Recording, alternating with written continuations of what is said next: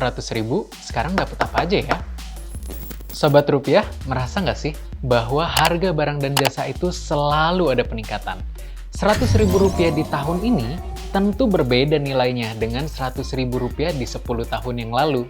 Terus, kok bisa sih kenaikan harga-harga ini serempak berbarengan? Apa para penjual ini kompakan yang naikin harga? Tenang, yuk kita bahas satu persatu. Sobat, kenaikan harga tadi itu dikarenakan inflasi. Apa sih inflasi itu? Inflasi adalah kenaikan harga barang dan jasa secara umum dan terus-menerus dalam jangka waktu yang tertentu. Kalau hanya satu atau dua barang saja yang naik harganya, ini nggak bisa kita sebut inflasi. Kecuali kalau kenaikan itu terus meluas atau bisa bikin harga-harga lainnya ikutan naik. Paham ya sobat? Lantas, apa aja sih yang bisa menyebabkan inflasi? Faktor yang dapat menyebabkan atau memicu terjadi inflasi ada bermacam-macam. Bisa dari pengaruh eksternal maupun internal. Seperti apa sih contohnya? Dari faktor eksternal, ekonomi global dapat memberi pengaruh ke ekonomi domestik loh.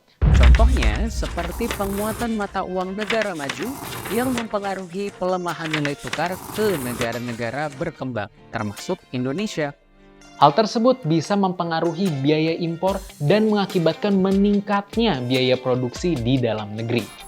Sedangkan dari faktor internal, inflasi dapat dipengaruhi oleh permintaan yang meningkat akibat kondisi perekonomian dalam negeri. Selain itu, kenaikan harga yang ditetapkan oleh pemerintah juga bisa loh menjadi salah satu pemicunya.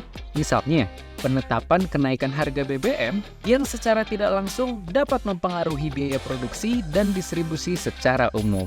Selain itu, ada juga loh inflasi yang disebabkan oleh faktor kejutan, seperti pengaruh dari faktor cuaca yang tidak menentu, bencana alam, maupun gangguan lainnya yang dapat menghambat laju distribusi barang dan jasa.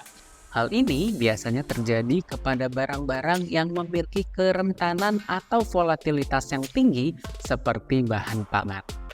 Nah, hal-hal itu adalah beberapa faktor yang dapat memicu inflasi dari sisi penawaran. Sementara itu dari sisi permintaan, faktor-faktornya disebabkan oleh tekanan atau meningkatnya permintaan barang dan jasa. Contohnya sering kita temui saat momen-momen hari besar keagamaan dan libur nasional, Idul Fitri, Natal, maupun Tahun Baru.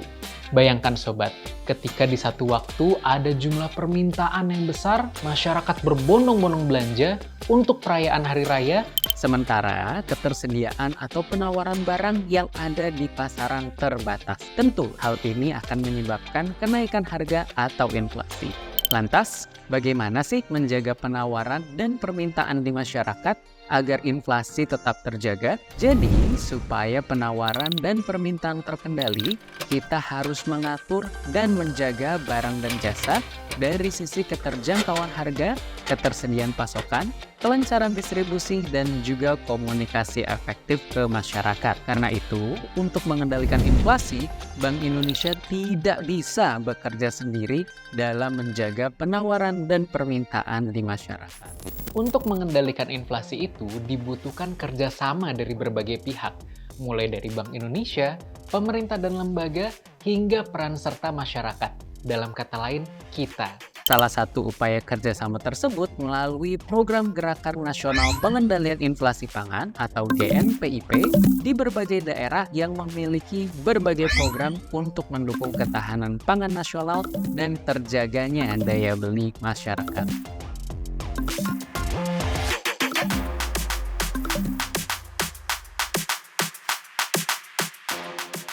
Mantap kan sobat? Sobat juga bisa berkontribusi mengurangi angka inflasi diantaranya melalui belanja bijak sesuai dengan kebutuhan kita. Dengan menerapkan perilaku belanja bijak dan belanja sesuai kebutuhan, maka potensi kenaikan harga karena persepsi kelangkaan barang di pasar dapat dihindari. Mengerti tentang inflasi dapat membantu kita memahami dinamika ekonomi dan bagaimana keputusan-keputusan seputar ekonomi dapat mempengaruhi kehidupan kita sehari-hari. Jadi, sudah siapkah sobat untuk turut berkontribusi menjaga inflasi?